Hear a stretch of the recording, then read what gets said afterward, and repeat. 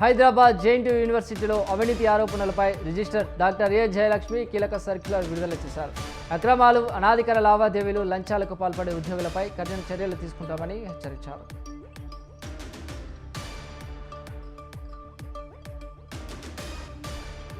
అన్నమయ్య జిల్లా మదనపల్లి ఆర్టీఓ కార్యాలయం తరలింపు నిర్ణయాన్ని సీఎం చంద్రబాబు విరమించుకోవాలని వైసీపీ సమన్వయకర్త నిస్సార్ అహ్మద్ డిమాండ్ చేశారు. రాయచోటి ఏటీఎస్ కేంద్రం మదనపల్లికు తరలించాలని అన్నారు.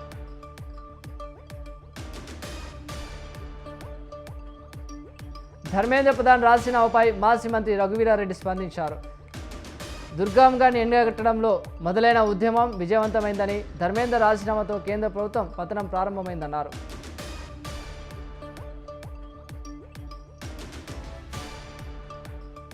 ఖమ్మం జిల్లా వైరాలో ఇరిగేషన్ కార్యాలయం ముందు సిపిఎం ఆధ్వర్యంలో రైతులు ధర్నా చేపట్టారు.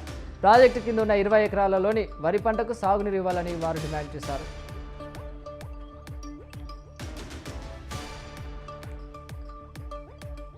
పల్నాడు జిల్లా వినుకొండలో తొలి ఏకాదశి వేడుకలు ఘనంగా జరిగాయి. కొండపై వెలిసిన శ్రీ రామలింగేశ్వర స్వామి వారికి ఆలయానికి భక్తులు పోటెత్తారు.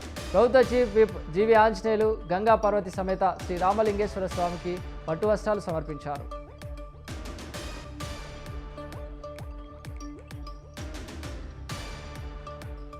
తిరుపతి జిల్లా ఎర్రవారిపాలెంలో ఏనుగుల సంచారంతో రైతులు ఆందోళనకు గురవుతున్నారు.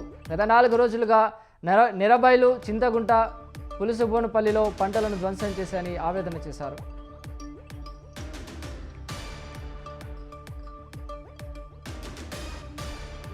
మహిళల ఆరోగ్యం బాగుంటేనే ఇల్లు, సమాజం బాగుంటుందని ఎమ్మెల్యే ప్రత్తిపాటి పుల్లారావు అన్నారు.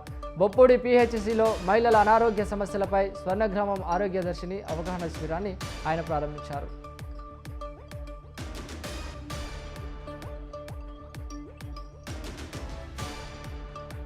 2 నెలల క్రితం 500 పలికిన టమోటో ధర 80 రూపాయలకు పడిపోవడంపై చిత్తూరు జిల్లా కుప్పం రైతులు ఆందోళన చెందుతున్నారు. దళారీ వ్యవస్థతో నష్టపోతున్నామని ప్రభుత్వం ఆదుకోవాలని వారు వేడుకుంటున్నారు.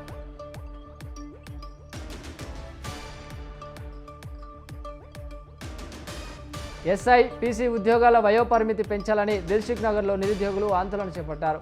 బీసీ ఉద్యమ నేత, రాజ్యసభ సభ్యుడు ఆర్ కృష్ణయ్య పాల్గొని నిరుద్యోగులకు సంఘీభావం తెలిపారు.